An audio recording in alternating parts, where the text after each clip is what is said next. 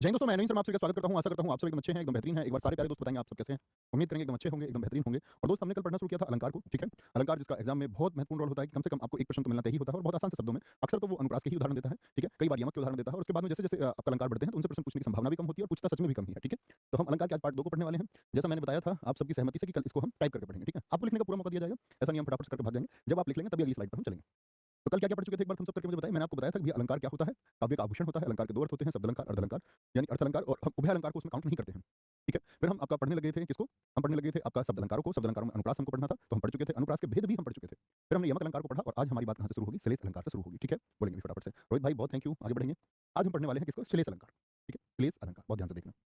श्लेष का अर्थ होता है चिपकना, जहाँ शब्द एक हो और उसके अर्थ अनेक हों। अभी तक हमने क्या पढ़ा था? देखो सीधी-सीधी परिभाषा भी पूछी जाती है। पूछ लेगा, जहाँ एक ही शब्द के अनेक अर्थ हों, कैसे हों? एक ही शब्द के अनेक अर्थ हों, वहाँ कौन-सा अलंकार होता है? आप कहेंगे भैया जी वहाँ पर श्लेष होता है। क्या होता है? वहाँ पर श्लेष होता है, ठीक है? वहाँ पर क्या होता है? श्लेष अलंकार होता है, ठीक है? श्लेष अलंकार होता है। कोई दिक्कत, कोई परेशानी? आगे आएँगे। जैसे मंगन को देख पट देती बार-बार है। इसको मंगन को देख, इसको देख, मंगन को देख। मंगन कौन होती है? माँगने वाली, माँगने वाली, माँगने वाली। माँगने वाली को देख पट देती बार-बार है। देखो, ये तो बार-बार इसका तो अर्थ बनेगा नहीं अलग पट, पट के 2 अर्थ होते हैं। वस्त्र, एक तो माँगने वाली आई उसको देख करके वस्त्र देती बार-बार यानी बार-बार उसको वस्त्र दे देती है और एक पट क्या है? क्या बोलेंगे? दरवाज़ा, दरवाज़ा अनेकार्थी शब्द है। आप कहेंगे जैसे ही मंगन आई उसको कपड़े बार-बार देती है, एक अर्थ तो ये बना। एक मंगन को देखते ही क्या करती है आपका दरवाजे देती बार-बार है। कहते हैं ना भैया दरवाजे को बार दो। ठीक है? यानी कि दरवाजे को बार-बार बंद कर देती है। दरवाजे को बार-बार बंद कर देती है। गलती नॉट अलाउड। जो रहीम गति दीप की, कुल कपूत गति सोए। ठीक है? कह रहे हैं कि जो गति दीप की है, दीप मतलब उजाले की जो गति है, कुल कपूत गति सोए। अगर परिवार में कोई कपूत पैदा हो जाए, तो वह गति भी धीमी पड़ जाती है। वह गति भी धीमी पड़ जाती है और कौन-सी? जो दीप अर्थात दीपक की जो गति है, वह भी धीमी पड़ जाती है। ठीक है? भैया ये खाकी बैच में भी एग्ज़ाम हाँ, वहीं से हमने इसको खाकी बैच से ही इसको हमने प्रिंट किया है। खाकी बैच वाले बच्चों को तो कुछ करने की आवश्यकता नहीं इसमें अलंकार में आगे, सिर्फ वही देखना है। बारे उजियारो करे बढ़े अंधेरो होए। देखो, जैसे ही कोई आपका दीपक की गति यानी दीपक की गति है, दीपक क्या करता है? उजाला देता है। अगर उसकी गति रुक जाए तो क्या होगा? गति मतलब उसका उजाला देना, आप कहेंगे अंधेरा हो जाएगा। ऐसे ही मैंने कहा अगर बच्चा कपूत हो जाए घर में, कपूत मतलब होता है बुरा पुत्र, एक सपूत होता है, पुत्र। तो आप क्या बोलोगे भैया? यहाँ बारे का मतलब होता है, जैसे कि गति, दीपक जो होता है, उसको बारे मतलब बचपन को भी कहते हैं और बड़े बोलते हैं भैया दीपक बड़ा, जलने को भी बोलते हैं। उजियारो करे बढ़े अंधेरो होए। अंधेरे से क्या मतलब है यहाँ पर? अंधेरा छा गया और बढ़े से मतलब क्या होता है? एक तो होता है दीपक बढ़ा दो, जैसे दुकान तुमने सुना भैया दुकान बढ़ा दो।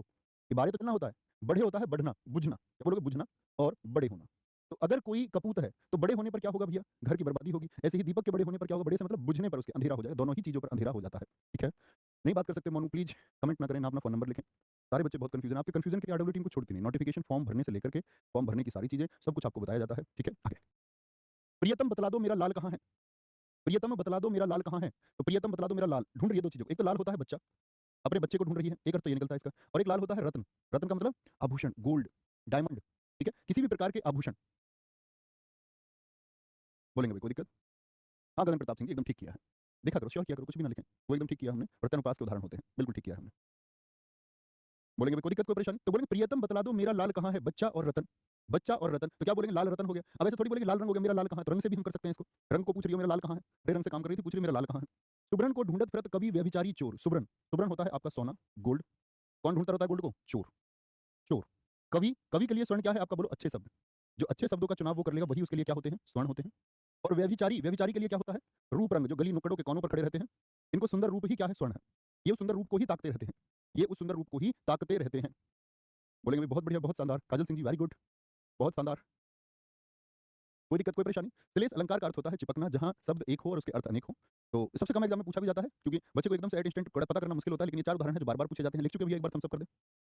एक बार लिख चुके हो तो थम्स अप कर दें? बोलेंगे भाई फटाफट से? आगे आइए।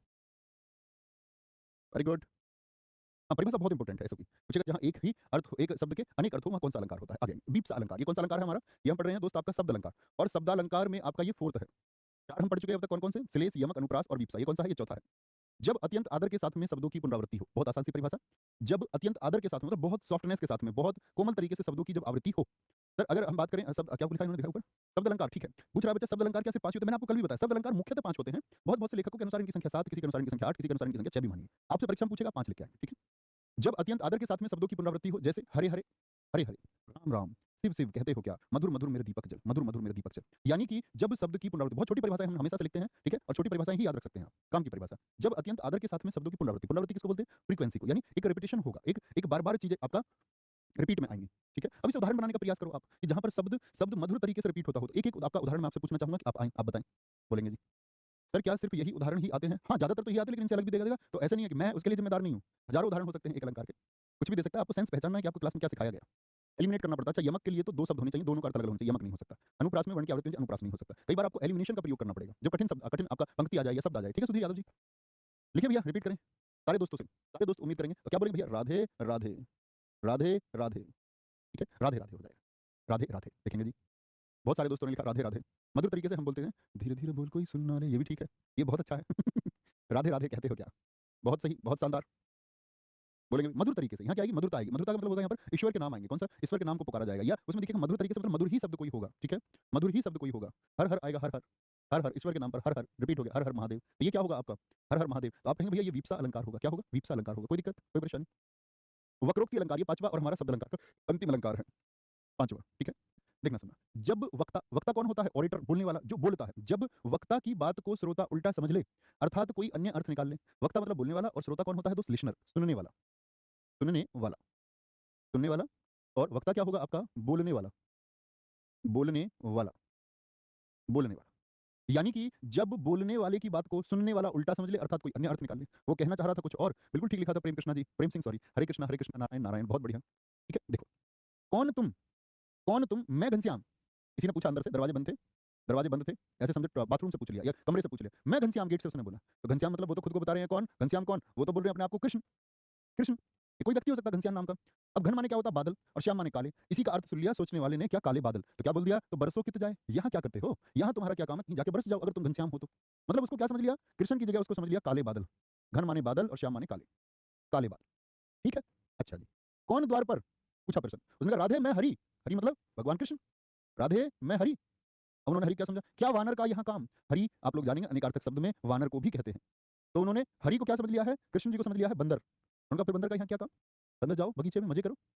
ठीक है? जानू जाओ मत बैठो। अब बताओ क्या बोल रहा है?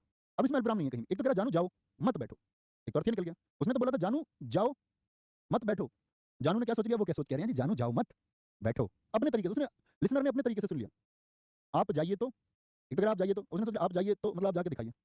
रुको मत जाओ, बहुत अच्छा लिखा है कृष्णा गुप्ता जी ने। क्या बोलेंगे? रुको मत जाओ, रुको मत जाओ। अब वो सुनने वाला सुन ले, ये बोले रुको, रुक जाओ मत जाओ, तुसी ना जाओ, तुसी ना जाओ। ठीक है? कोई बात, कोई दिक्कत? तो आप देख रहे हैं, तो वक्ता की बात को जब श्रोता उल्टा सोच ले, या किसी भी प्रकार का हम कह सकते हैं कि व्यंग्य हो, एक मजाक की भावना भी आपको दिख रही होगी। कौन? एक बच्चे ने लिखा दीपक चौधरी ने, कौन? दीपक। उन्होंने बोला तो उजाला करो। बहुत बढ़िया। राम राम, यह बात भूलकर भी मत करना। दयानंद जी बिल्कुल भाई, आपका वीपसा में आएगा। लिख लिया? तो कोई दिक्कत, कोई परेशानी? खान आर्यन यहाँ दोस्त कक्षा की बात करें, सिर्फ मैं आपकी नोटिफिकेशन से रिलेटेड जो वीडियो आती है उसके बारे में वो जानकारी वहाँ दी जाती है। ये कॉलिंग टीम से वो सारी चीजें पूछा करो। यहाँ मत पूछा करो मेरे पास फोटो नहीं है, कि मेरे पास आधार कार्ड नहीं है, कि मेरे पास कास्ट सर्टिफिकेट नहीं है। उस चीज के लिए कॉलिंग टीम है। आप क्या सोचते हैं आपकी निजी समस्या है ये दोस्त? तो निजी समस्या को निजी तौर पर सॉल्व कीजिए, उसके लिए हेल्पलाइन नंबर हमने दिया हुआ है। आप ये चाहते हैं आपकी समस्या के लिए सारे दोस्तों को वो बात बताई जाए, फिर कोई और कुछ पूछेगा फिर उसको वो बात बताई जाए, फिर जिसको ना बताओ। शब्दों के आधार पर एक चमत्कार पैदा होगा। यहाँ पर क्या होगा? शब्द के अर्थ के आधार पर। वहाँ शब्दों का खेल था, यहाँ होगा अर्थ का खेल।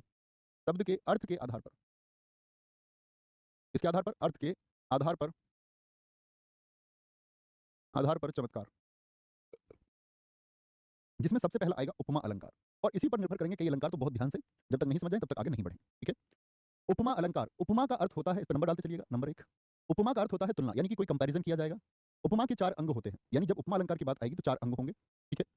उपमेय, उपमान, वाचक शब्द और समान धर्म। समान धर्म ये क्या होते हैं देखेंगे।